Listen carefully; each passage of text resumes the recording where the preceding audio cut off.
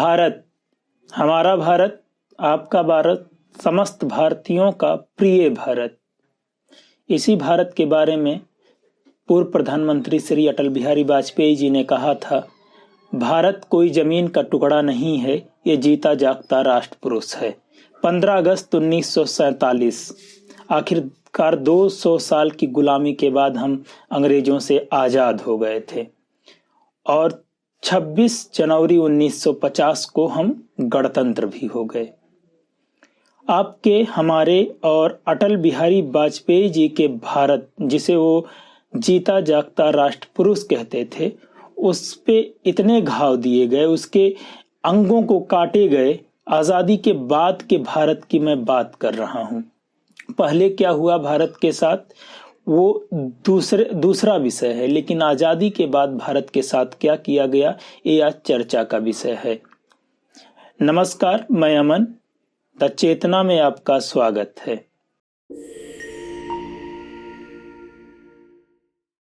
अगर किसी व्यक्ति की हम बात करें, किसी व्यक्ति के शरीर के किसी भाग को अगर काट के निकाल दिया जाता है तो उसे उस समय असहनीय दर्द का अनुभव होता है, लेकिन कुछ समय बाद अगर उस पे मलहम पट्टी या फिर दवाइयां लगाई जाए, बहुत सारी चीजें, तो वो ठीक हो जाता है। लेकिन उसे जिंदगी भर ये मलाल रहता है, यथा यह कहिए कि आंतरिक अशांति से वो उससे भी ज्यादा पीड़ित रहता है, वो भी पूरा जीवन भर। क्या अटल जी के या हमारे आपके इस जीते जागते राष्ट्र पुरुष के जब भागों को काटा गया तो या भारत माता या ये जीता जागते राष्ट्र पुरुष को कितने दर्द का अनुभव हुआ होगा। उस दर्द के अनुभव को हम चर्चा का विषय बनाना चाहते हैं कि भारत को कब काटा गया 1947 के बाद।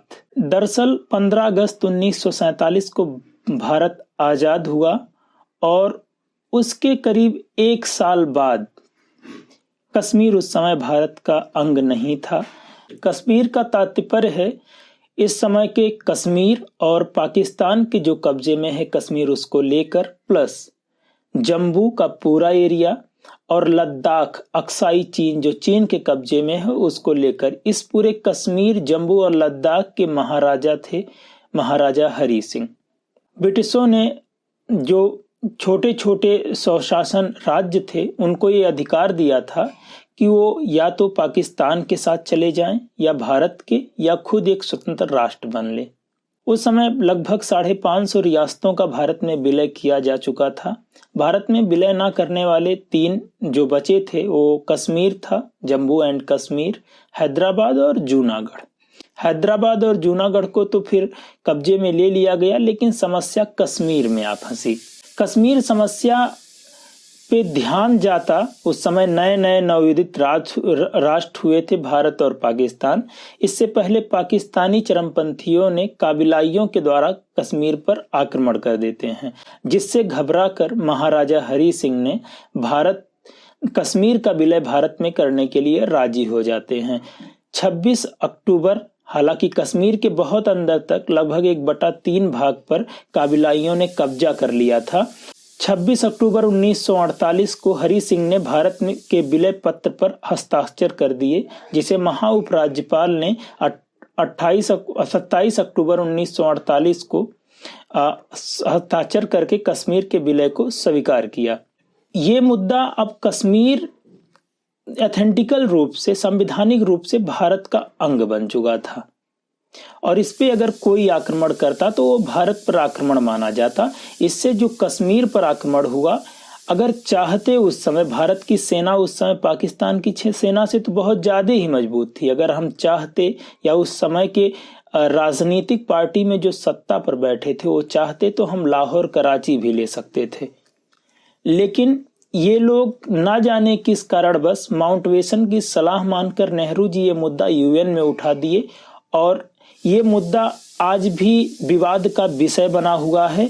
और यूएन ने LOC, लाइन ऑफ कंट्रोल का एक लाइन खींचा और कहा जिसकी सेना जहां तक गई है वो LOC हो जाएगा। आज भी 1 लाख लोग पाकिस्तान और कश्मीर के बॉर्डर पर लगे हुए हैं भारतीय सेना के। आए दिन खबर आती है लोग मरते हैं। इस विवाद का आखिरकार कारण क्या था, इस विवाद का वजह क्या है, ये जानना जरूरी है। और इस विवाद की वजह क्या है, आप लोग समझ रहे हैं कि उस समय के जो प्रधानमंत्री सर्वे सर्वा थे उनका ही पूरा दारोमदार उन्हीं पर जाता है। बाकी आप आप सोचिए समझिए, आखिर वो भारत का जो कश्मीर था उसको किसने काटा और किसकी यूएन में मुद्दा उठाने का क्या रीजन था। अगर सेना सशक्त थी तो हम लड़ भी सकते थे, वहां जाने की जरूरत नहीं थी। अगर नहीं जाते, यहाँ सेना हर मोर्चे पर अगर खड़ी होती तो आज पूरा कश्मीर हमारा होता। दूसरा, तिब्बत के संपूर्ण क्षेत्र पर टेरिटोरियल राइट या अपार देशीय अधिकार भारत का था। ब्रिटिशर्स जब यहाँ से जा रहे थे तो ये अधिकार भारत को सौंप कर गए। 1914 में जब एंग्लो तिब्बत समझौता, व्यापार समझौता हुआ था, तो तिब्बत एक तरीके से अपार देशीय समझौते के तहत ब्रिटिश भारत था उसके अंतर्गत आ गया था। अंग्रेज जब यहाँ से जा रहे थे तो ये अधिकार भारत पर छोड़ के गए, बिल्कुल उस तरीके से जैसे सिक्किम था, कि जैसे इस समय भूटान है। भूटान पे ये है कि विदेशी व्यापार और अन्य चीजें, 2-3 चीजें, रक्षा, ये सारी चीजें भारत देखेगा, लेकिन वो तो अलग देश है। ऐसे तिब्बत भी एक अलग देश था, लेकिन उस पे टेरिटोरियल राइट जिस प्रकार से भूटान पे है, या 1975 अधिराज्य बनने से पहले सिक्किम पर भारत का था। आपको जानकारी के लिए बता दूं, 1976 में सिक्किम भारत का पूर्ण राज्य बना, 1975 में अधिराज्य बना था। उसके पहले भारत का अंग सिक्किम नहीं था, वैसे ही तिब्बत था। लेकिन नेहरू जी और उस समय के जो वहां के राष्ट्रपति चीन के थे, उनमें क्या समझौता हुआ कि 1954 में अपना टेरिटोरियल राइट भारत छोड़ देता है। और टेरिटोरियल राइट छोड़ तो दिया, संपूर्ण तिब्बत की लगभग जनसंख्या ये चाहती थी कि टेरिटोरियल राइट, अपार देशीय अधिकार भारत का ही रहे, या तो मुझे स्वतंत्र देश की मान्यता मिल जाए कि अगर ये मेरा टेरिटोरियल राइट छोड़ रहे हैं तो मुझे स्वतंत्र देश कर दें, अदरवाइज कि भारत के ही समझौते के तहत हमको यहाँ पे रखा जाए, मैं चीन में नहीं जाना चाहता हूँ, ये तिब्बत का कहना था। लेकिन 1954 में ही चीन ने तिब्बत पर कब्जा कर लिया और उसको मान्यता देने में भारत सबसे आगे रहा। कहने का आशय यह है कि इसके परिणाम स्वरूप दलाई लामा, वहां के जो धर्म गुरु थे, वो भारत में आ गए और हिमाचल प्रदेश की धर्मशाला में वो आज भी रह रहे हैं। इससे नाराज चीन ने 1962 में भारत के लद्दाख एरिया पर, या लद्दाख एरिया पर क्या, पूरे एरिया पर आक्रमण कर दिया। ये तिब्बत अगर एक स्वतंत्र देश होता तो चीन के साथ भारत की कम सीमाएं लगती, और कम सीमाएं लगती तो उतना दिक्कत नहीं होता जो आज युद्ध जैसी परिस्थिति बन रही है। बांग्लादेश के बाद चीन सबसे ज्यादा एरिया कवर करने में भारत से सटा हुआ है, और जहां जहां चीन है वहां वहां वो जगहें संवेदनशील हैं।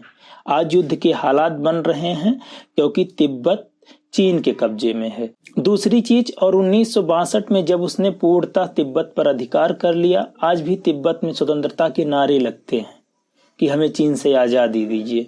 1962 में जब भारत पर चीन ने आक्रमण कर दिया और पूरे अरुणाचल से लेके पूरे एरिया पर आक्रमण किया था और लद्दाख के अक्साई चीन वाले क्षेत्र को कब्जे में ले लिया। 62 का युद्ध हम हार गए। उसके बाद अक्साई चीन वाला एरिया जो लद्दाख का पार्ट है वो चीन के कब्जे में चला गया। संसद में जब सारी चीजें व्यवस्थित हो गई, हमारे एरिया को उधर कश्मीर काबिलाई अटैक के द्वारा ले गया, इधर अक्साई चीन को उठा के चीन को दे दिया गया, तो हमारे पहले प्रधानमंत्री जब संसद में बोलने के लिए उठे तो उन्होंने कहा कि अक्साई चीन वो बंजर का टुकड़ा है जिस पर घास का एक तिनका भी नहीं उगता।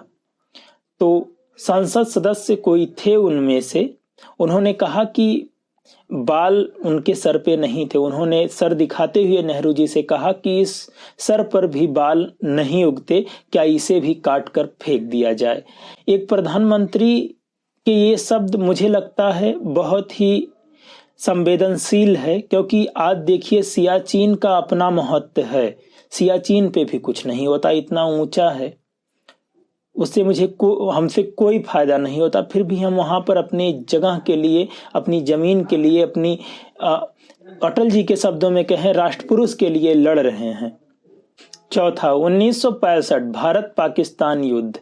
दरअसल 1962 में चीन से हारने के बाद पाकिस्तान ने सोचा कि भारतीय सेना का मनोबल टूट गया होगा और यही मौका है कि भारत को परास्त कर दिया जाए और पूरे कश्मीर को ले लिया जाए। दरअसल कश्मीर एक मुद्दा था उसके लिए और कुछ नहीं। कश्मीर का सहारा लेके वो कुछ और करना चाहता। दरअसल पाकिस्तान ये चाहता था कि जो कच्छ का रन एरिया है, दलदली एरिया है, वो उसको स्थल रुद्ध अपना प्रभाव उस पे जमाना चाहता था और 9065 वर्ग किलोमीटर जमीन को उस पर वो अपना दावा ठोकता था कि वो कच्छ के रन का इतना एरिया मेरा है। और उसके कहने का मतलब ये था कि ये स्थल रुद्ध सागर है और सागर को आधा आधा बांट दिया जाए। 65 के युद्ध भारत पाकिस्तान का हुआ, हम जीत गए, हमने फतह की पाकिस्तान पर, लेकिन टेबल पर मुझे लगता है हम हार गए।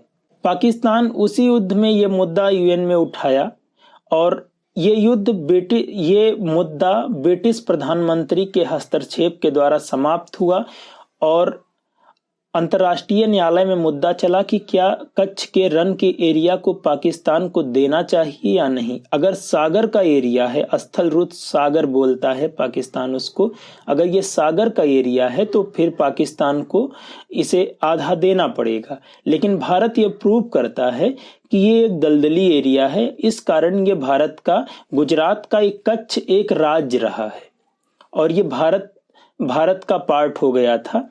तो कच्छ तो भारत का हो गया, तो इस पे पाकिस्तान दावा नहीं ठोक सकता। लेकिन हुआ ये, ब्रिटिश प्रधानमंत्री के हस्तक्षेप के बाद अंतर्राष्ट्रीय न्यायालय में ये मुद्दा गया।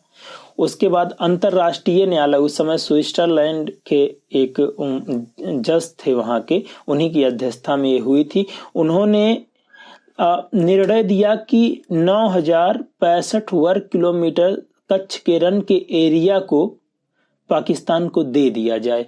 और अचंभा करने वाली ये बात है, भारत में इसका कहीं विरोध ही नहीं हुआ और फिर भारत माता या अटल जी के जीते जागते राष्ट्रपुरुष हमारे भारत के एक अंग को फिर काट दिया गया। दूसरी चीज हालिया मुद्दा है, शायद आप लोगों ने अभी जल्द की बात है कि 3 बीघा विवाद जो बांग्लादेश के साथ था, उसके बारे में आप लोगों ने सुना होगा। ये 3 बीघा क्या था? दरअसल ये एरियाज ऐसे थे कि कुछ एरिया ऐसे जो बांग्लादेश के साथ या पहले पूर्वी पाकिस्तान के साथ जो भारत का क्षेत्र लगता है, कुछ गांव ऐसे पड़ रहे थे जो पूर्णतः बांग्लादेश से घिरे हुए थे या बांग्लादेश में थे, लेकिन वो भारत के थे। और कुछ बांग्लादेश के एरिया जो थे वो हमारे भारत में थे, लेकिन वो बांग्लादेश का क्षेत्र था। तो यही विवाद 3 बीघे का था। 3 बीघा विवाद में भी हम घाटे में रहे, क्योंकि भारत ने, आपको बता दें, 17,160 एकड़ दिए बांग्लादेश को और 7,110 एकड़ बांग्लादेश से लिए हमने। यानी कि 17,000 से ज्यादा दिया हमने और 7,000 के करीब लिया हमने। इसमें भी 3 बीघे विवाद में भी भारत के क्षेत्र के साथ एक तरीके से अन्याय किया गया, क्योंकि हालांकि ये विवाद का मुद्दा रहा है बांग्लादेश की आज़ादी के बाद, 73 हो या अटल बिहारी वाजपेयी हो या फिर 2014 में मनमोहन सिंह भी ये करना चाहते थे कि 3 बीघा विवाद का मुद्दा शांत हो। लेकिन अगर जमीन की बात करें तो हमने दिया ज्यादा और लिया कम। कैसी लगी? कहने का मतलब ये है कि भारत कभी फायदे में नहीं रहा। आप ये एग्जाम्पल दे सकते हैं हमको कि सिक्किम हुआ या फिर गोवा हुआ या फिर पडिचेरी हुआ, इन सब का विलय तो भारत में बाद में हुआ है। ऐसा नहीं है, भारत की ये पहले से, गोवा भारत का ही एक तरीके से पार्ट था। पुडुचेरी भारत के बीच में छिटके हुए 4 जगहों में था। तो ये आज नहीं तो कल तो आने ही थे। आपके, हमारे या बहुत सारे स्वतंत्रता सेनानियों या आज के जीते जी जो लोग हैं भारत के, भारतीय जनमानस जो भारत से अथाह मोहब्बत करते हैं, उनके साथ अन्याय हुआ कि नहीं? हमारे भारत के कईयों बार यहाँ के क्षेत्र को दूसरों को दिया गया। अपने विचार को प्रकट करें। जय हिंद।